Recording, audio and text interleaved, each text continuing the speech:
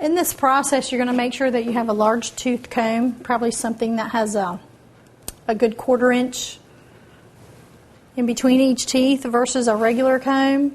See the difference? You want to make sure that you have the large tooth comb. When combing through conditioner, you're not going to be able to get the conditioner to go through the hair well. You need the large tooth comb to be able to get that conditioner to go all the way through the scalp, work it, manipulate it. The large tooth comb is very handy for that. It's good to keep one in your shower.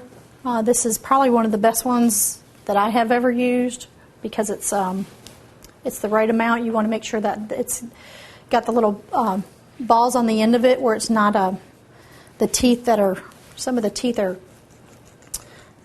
how would I say that? They're pointed. These are not pointed. These are more rounded teeth. So make sure that you have the large tooth combs because your hair is going to be fragile and you want to be kind to your hair.